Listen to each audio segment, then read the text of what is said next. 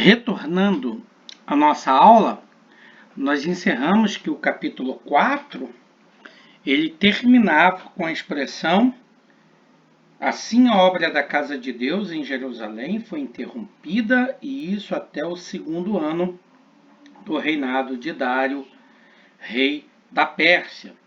E apresentamos como o capítulo 5 procurava diretamente apresentar as exortações de Ageu e Zacarias. Nós já falamos especificamente da necessidade de lermos o livro de Esdras, Neemias e Ester, juntamente com a obra de Ageu, Zacarias e Malaquias, por causa da sua inter-relação.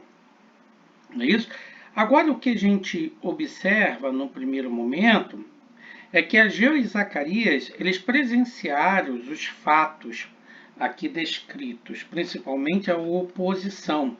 E foram justamente eles as pessoas a quem Deus usou para exercer o ministério profético durante esse período tão difícil. A perspectiva teológica da narrativa é apresentar que Deus não abandonou o seu povo.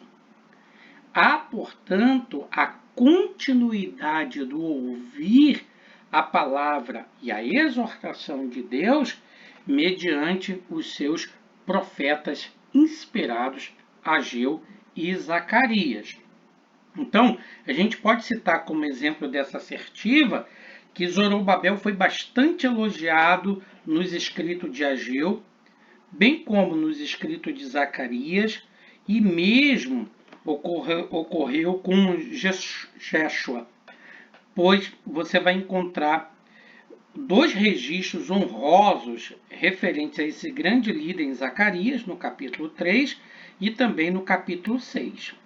As palavras de Ageu e Zacarias podem perfeitamente ser comparadas com aquela brisa forte vinda das montanhas. São palavras de refrigério e encorajamento vindas diretamente de Deus para o povo. Tanto que Zorobabel, juntamente com seus liderados, logo se aperceberam que Deus estava novamente entre eles e retomaram a construção com todo o vigor. Então, quanto às importunações de Tatenai, obviamente que essas foram de todas ignoradas, e enquanto ele consultava ao rei Dário se os judeus tinham de fato permissão para reedificarem, o que aparece no versículo 6 a 17, o povo, portanto, não para a obra, como apresenta o versículo de número 5. Então, o capítulo 6 vai apresentar diretamente a forma da provisão e provisão de Dário. Então, essa perspectiva é uma perspectiva bem interessante, mas o que eu quero destacar aqui não é tanto o conteúdo, como eu tenho exposto, mas principalmente a maneira como Deus está agindo e como, portanto, a obra historiográfica do cronista reconstrói essa história diretamente colocando Deus agindo a favor do povo enquanto o povo trabalhava. Então, obviamente que esses adversários consultam a Dário, que está no capítulo 5, e Dário, portanto, diretamente dá a sua ordem a partir do momento que manda buscar os arquivos reais da Babilônia, onde se guardavam documentos, principalmente para esse momento. E aqui havia um memorial falando principalmente do trabalho de Ciro, e Dário, portanto, se conforma diretamente ao decreto de Ciro e, portanto, a partir do versículo 13, a partir do versículo 13, sai a ordem para que o Tatenai, que era o governador da região de um dos lados do Eufrates, pudessem diretamente, juntamente com seus companheiros, dar diligência a toda a terra de que o rei Dário havia decretado a restauração do templo. E os anciãos dos judeus, portanto, diz o capítulo 6, versículo 14, iam construindo e prosperando em virtude plenitude do que profetizaram o profeta Ageu e Zacarias, filho de Ido. Reconstruíram o templo e o terminaram segundo a ordem do Deus de Israel e segundo o decreto de Círio, de Dário e Artaxerxes, reis da Pérsia, que eram, na verdade, os patrocinadores usados por Deus por esta grande obra. O ponto fundamental aqui, diretamente, é que esse templo ele é construído a partir do momento que Deus movimenta e move o coração dos governantes seculares, usa a exortação de profetas piedosos contra o desânimo do povo e contra a interrupção da obra que durou aproximadamente 15 anos de interrupção. Então, nós temos diante disso aqui a celebração da Páscoa. Para você observar como o livro de Êxodo está focado dentro de uma perspectiva sacerdotal, não apenas da descrição dos sacrifícios, como também da descrição das festas. E aqui vale a pena, pessoal, frisar uma coisa: a Páscoa, ao mesmo tempo que ela pronuncia a bênção de Deus sobre Israel, a Páscoa também prenuncia o juízo de Deus para os seus inimigos. Foi assim a primeira Páscoa celebrada no Egito. Libertação e bênção para o povo de Israel, mas juízo e castigo contra os seus opositores.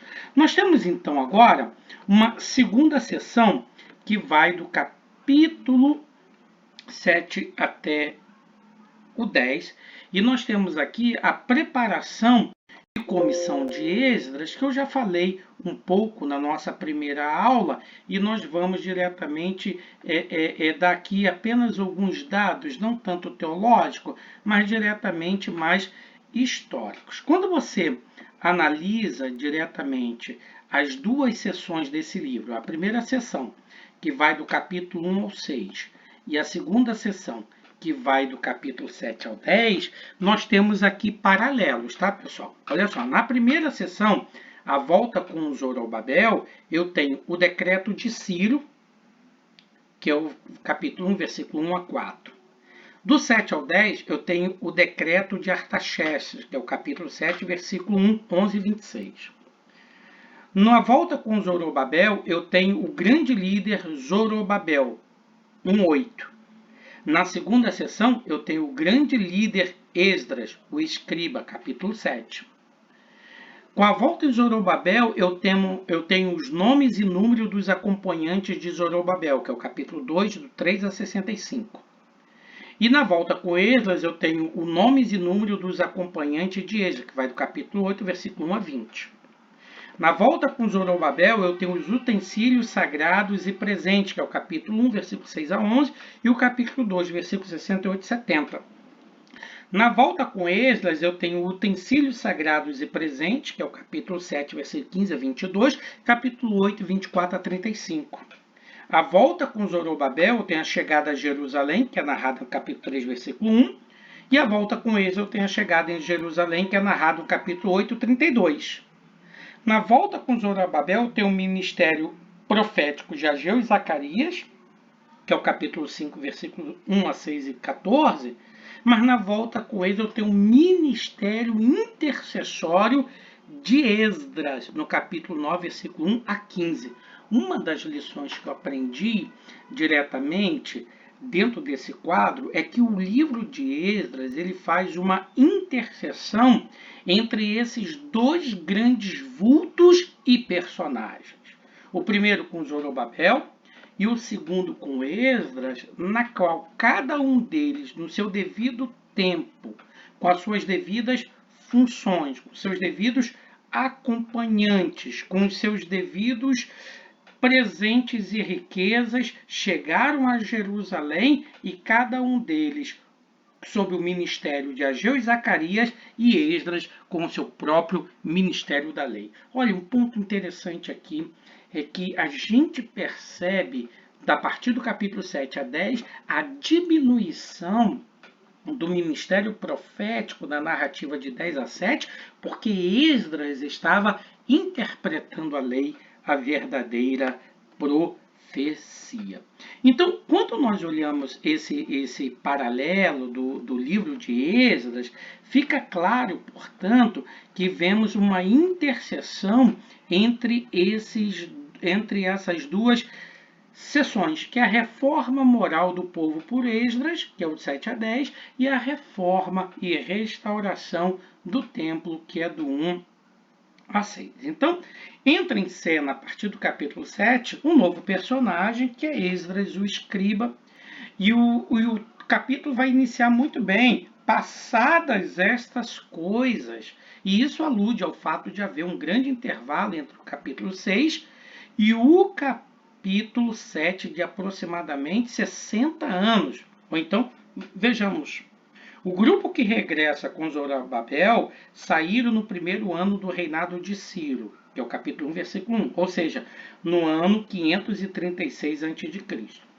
O retorno de Esdras com seu pequeno grupo, por sua vez, aconteceu quando Artaxerxes já estava há 7 anos no trono, capítulo 7, versículo 1 a 8, que é no ano de 456 a.C., exatamente 80 anos depois. Os 6 primeiros capítulos do livro de Esdras cobrem um período aproximado de 20 anos após a volta com Zorobabel, e o débito restante, os 60 anos aproximados, são justamente o vácuo que existe entre o capítulo 6 e o capítulo 7, onde começa a narrativa do grupo que volta com Esdras. É durante os 20 primeiros anos desse intervalo que se dá os acontecimentos, pessoal, no livro de Ester. É justamente aqui, nesse vácuo. Então, Dário já estava morto e o monarca que Deus havia usado desta vez foi Artaxerxes, que já estava no 7º ano do seu reinado, 458 a.C. Esdras pede uma licença para ir a Jerusalém, que é o versículo 6, e assim como Ciro e Dário foram generosos para com os líderes de Judá, Artaxerxes também agiu da mesma forma, providenciando tudo quanto Esdras pedia e precisava para cumprir a sua missão, versículo 6 ao 23.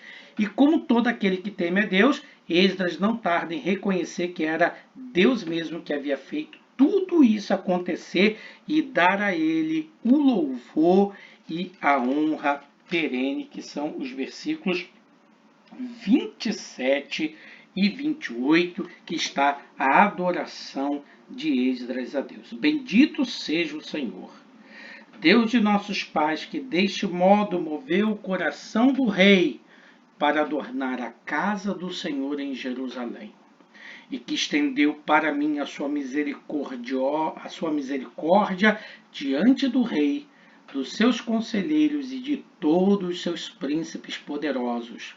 Assim eu me animei, porque a mão do Senhor, meu Deus, estava sobre mim, e reuni alguns chefes de Israel para voltarem comigo. Aqui está, portanto, um outro ponto fulcral da teologia do livro de Esdras e Neemias. A adoração e a petição têm que andar unidas no mesmo processo e experiência de vida, quando tudo vai bem ou quando tudo vai mal. Então, o capítulo 8 de Esdras fala do recrutamento e da viagem, quando Esdras sobe com cerca de 1.500 sacerdotes e chefes de família, e além desses, Esdras convida também alguns levitas após um grande período de oração e jejum. Eles partem de onde estavam, que era o rio Ahava, que estavam já ali acampados cerca de 3 dias.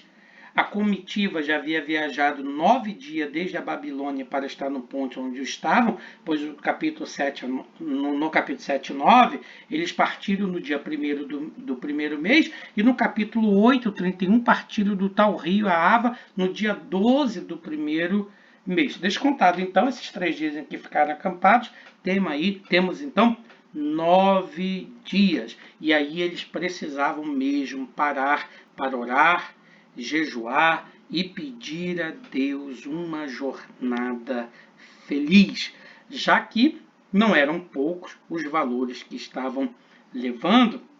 E o capítulo 7, 21 a 22 informa que foram arrecadados cerca de 100 talentos de prata, o equivalente a quase 100 mil dólares.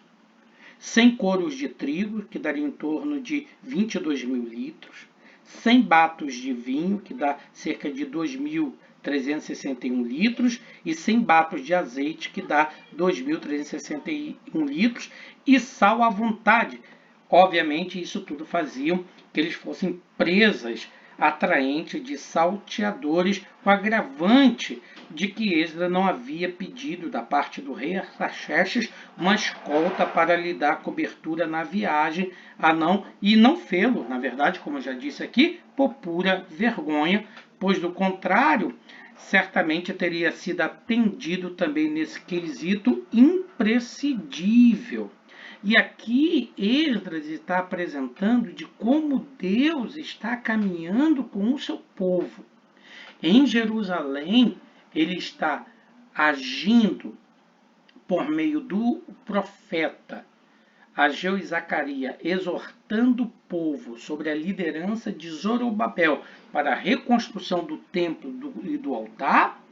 Aqui ele está, portanto, protegendo o povo, a sua riqueza, para que se complemente a obra do templo e a restauração do culto. E Esdras diz, olha só, se Esdras, portanto, tivesse algum tipo de constrangimento particular, ele mostrou agora, que ele disse que tinha vergonha de pedir ajuda, mas esse mesmo constrangimento de pedir ajuda está ligado diretamente ao caráter e à sua fé em Deus, de torná-lo dependente da presença e da segurança divina, tal como reivindicou Moisés quando precisava levantar acampamento, em Êxodo 33, 13, 15.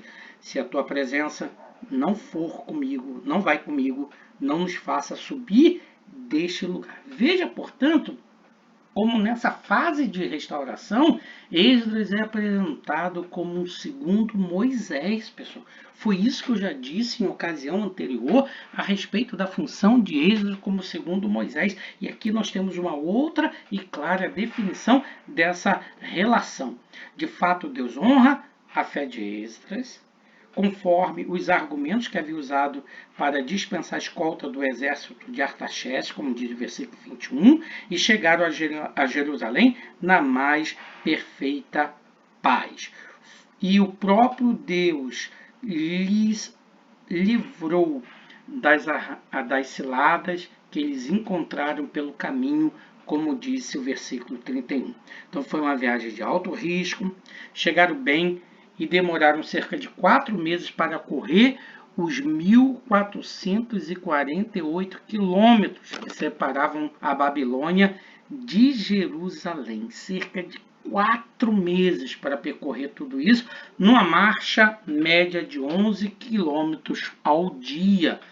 Foi uma boa média se levarmos em conta que haviam crianças, como diz no versículo 21, muita carga de cereais, vinho, azeite, metal, sal, entre outras coisas. Então, a partir do capítulo 9 e 10, nós temos os problemas dos casamentos mistos em Judá, na qual nós temos diretamente uma oração intercessória de Esdras, que é o capítulo 9, na qual Esdras rasga as suas vestes, que era um sinal de profunda aflição. Noutros momentos, alguns costumavam arrancar porções dos cabelos e da barba, com uma expressão de ira violenta e indignação moral. Mas o que Esdras quis demonstrar com essa atitude é que a humilhação e os transtornos causados pelo cativeiro ainda estavam muito nítidos e tudo foram provocados por terem agredido a santidade de Deus, como apresenta lá o capítulo 5, 11 e 12, e agora Deus havia usado novamente a sua misericórdia para o remanescente, versículo 8 e 9. Esdras se agonizava só em pensar em um novo cativeiro. É ou não é um segundo Moisés?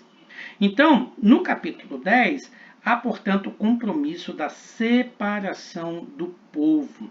O povo imediatamente entende a atitude e o desespero de Esdras diante do comportamento reprovável dos judeus em tomar para si mulheres estranhas, as mulheres hebreias, convivendo com toda sorte de pecado dos povos estranhos. Capítulo 9. E começa, portanto, o aglomero de homens interessados em confessar pecados, mas um tumulto tão incontrolável, pois era um misto de homens, de mulheres e crianças, e o grande era o choro do povo, de modo que já não dava mais para distinguir, como diz, quem estava chorando e quem estava chorando de alegria e quem estava chorando de adoração. E quem estava chorando por nostalgia. Havia, portanto, uma grande mudança no comportamento e no coração de todo o povo. A oração de Esdras, a oração de confissão, move totalmente aquele lugar. E a oração de Esdras, a partir do versículo 10 do capítulo 9, apresenta entre as grandes orações de Moisés intercedendo o povo, como nos lembra a grande oração intercessória de Jesus. E aqui Esdras coloca diretamente o pecado do povo diante de Deus, pedindo a Deus, portanto, para que possa haver restauração. Então, o povo estava reunido conforme uma convocação prejudicial, mas haviam fortes chuvas, o que era característico em Israel, principalmente no mês de dezembro, mas o povo estava todo ao ar livre, como diz o versículo 13, e então todo o povo foi despedido e a decisão ficou a cargo dos oficiais, versículo 14 e 16. Então, quando os dois que se opuseram, que era Jonatas e Jesaías, provavelmente ficaram apavorados com o prejuízo que essa medida de despedir as mulheres estrangeiras podia causar, resultando em lares divididos, veja o versículo 44, eles não estavam analisando pela ótica divina, mas simplesmente uma visão humana, mas graças a Deus a oposição deles fracassaram, ou a oposição deles fracassou, vencendo então esse obstáculo. Após meses de atividade judicial, 15:16, o processo foi concluído e com um aperto de mão prometeram despedir as suas mulheres. Então, quando nós olhamos especificamente esta obra de Esdras, não é isso? Essa perspectiva teológica, a gente identifica uma teologia da casa de Deus, uma teologia da providência de Deus, a oração intercessória, a oração de confissão e de como a confiança em Javé forma diretamente as bases e o fundamento da vida de todo servo de Deus. O livro de Neemias, consequentemente, nós sabemos que esse livro está paralelo diretamente com a obra de Esdras e Neemias. A gente vai falar isso um pouquinho mais adiante. Então, rapidamente tentando fazer um esboço, nós temos aqui um esboço particular. Esse esboço aqui, ele liga diretamente àquela unidade cronológica e teológica do livro, mas esse aqui propõe a ver os dois livros separados, como chegou a nossa tradição em nossas escrituras. Então, reconstrução do templo por Zorobabel e reforma moral do povo por Esdras. Viram, portanto, que eu apresentei as duas seções em paralelo. Gente, aquilo eu achei muito interessante, essa organização das duas sessões, e eu fiz isso com base que é nesses apontamentos que eu já tinha feito no meu livro Introdução ao Estudo do Antigo Testamento. Agora, o livro de Neemias, que nós colocamos lá como uma única classificação naquela ordem simétrica do livro, que nós colocamos Neemias 1 a 3, 13 as atividades de Neemias, mas esse livro de Neemias ele pode ser dividido em 3 sessões diferentes. Primeiro, a reconstrução do muro da cidade por Neemias. Segundo, a renovação da aliança mosaica por Esdras. E, obviamente, que isso está inserido diretamente dentro desse longo capítulo da reforma moral do povo por Esdras e os registros e reforma de Neemias. Não é isso?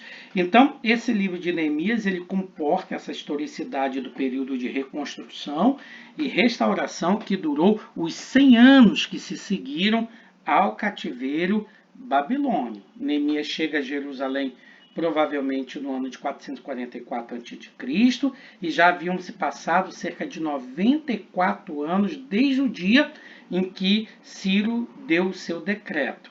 Decreto que permitiu o primeiro retorno e aproximadamente 12 anos após Esdras retornar com o segundo grupo.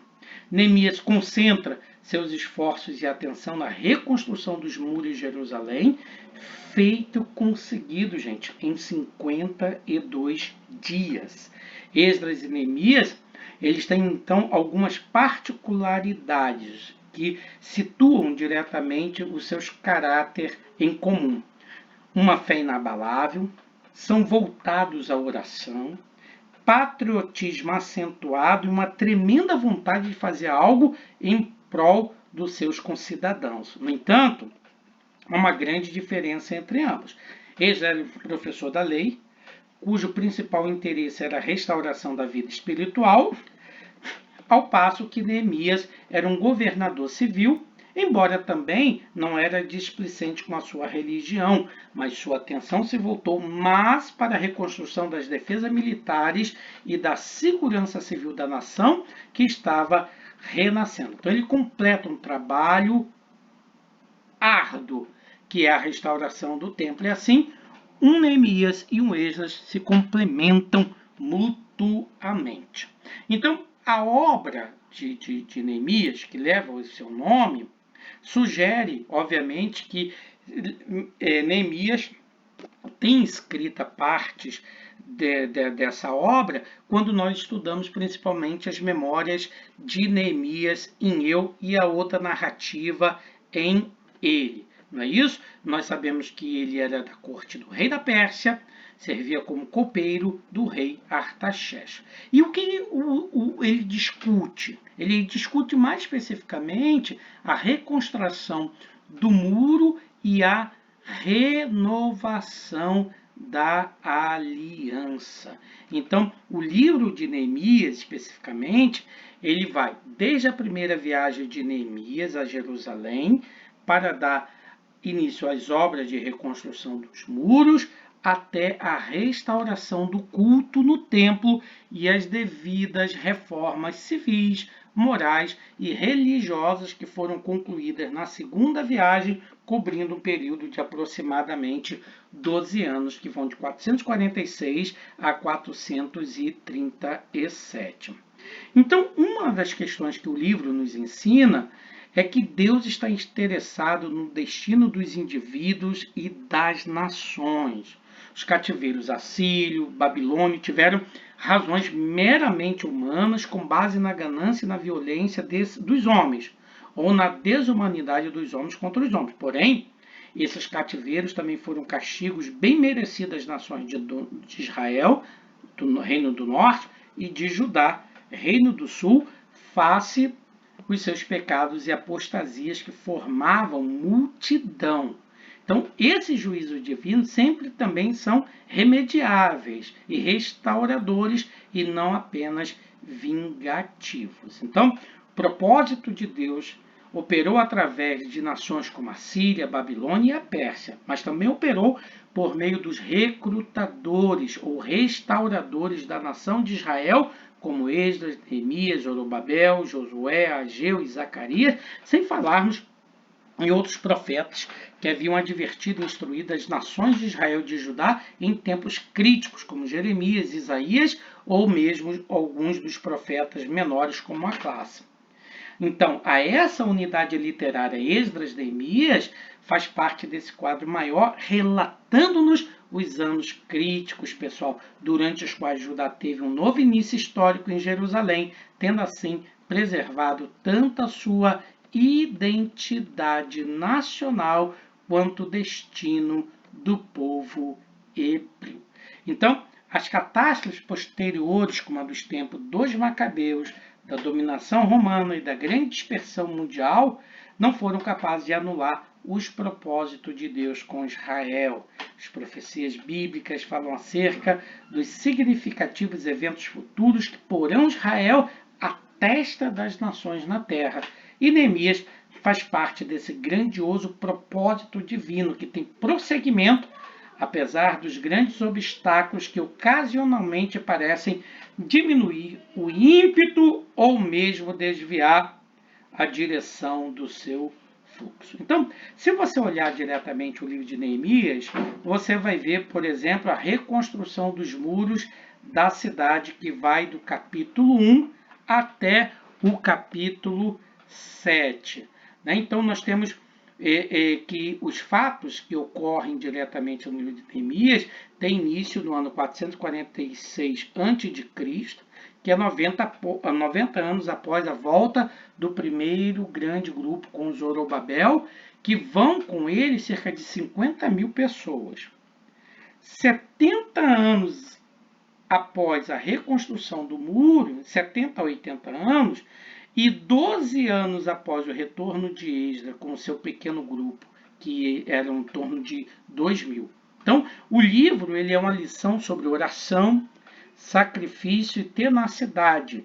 Neemias, o principal personagem, abre mão de uma posição confortável e honrosa no palácio de Artaxerxes para reedificar os muros de Jerusalém e reunir os judeus como uma nação. Capítulo 1 até o capítulo 3. Então, com essa atitude, fica evidente o patriotismo desse abnegado servo de Deus, que, não obstante a sua prosperidade e posição privilegiada no palácio de Artaxerxes, não se esqueceu da situação humilhante dos seus patrícios. Se fosse um egoísta, não se preocuparia com isso, nem tampouco teria pedido ao rei para voltar à sua pátria. Fazia mais de 90 anos desde que o remanescente havia chegado a Jerusalém. Zorobabel e seus contemporâneos já eram mortos, agora uma outra geração os substitui.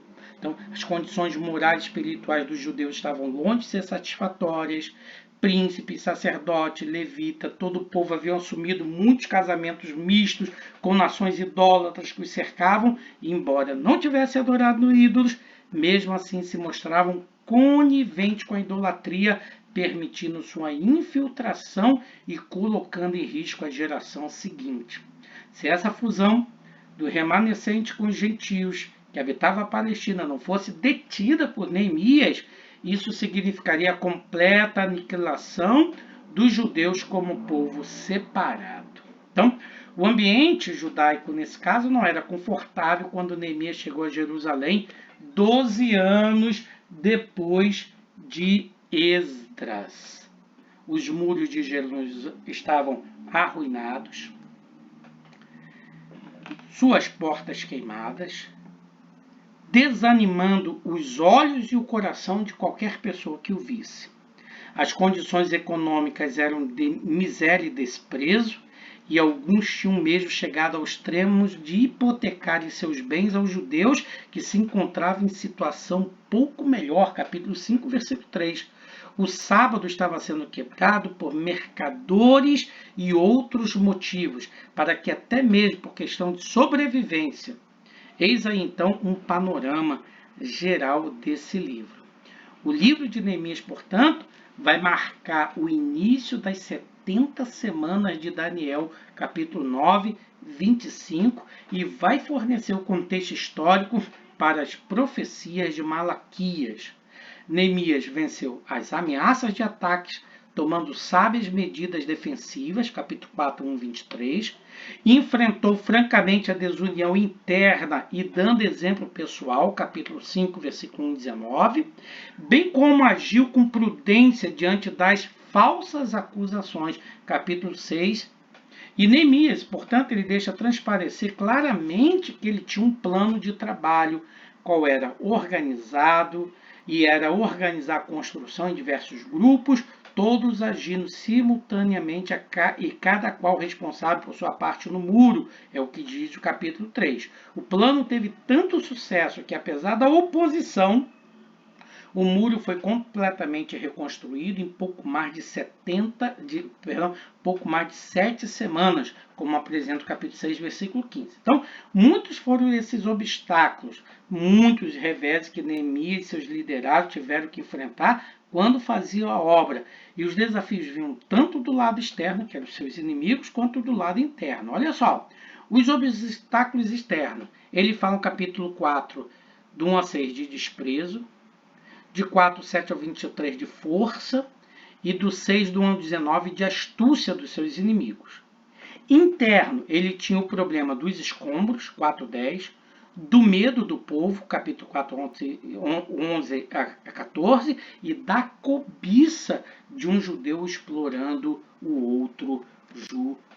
Pessoal, realmente a obra de Neemias a obra de Esdras e Neemias, que um complementa o outro.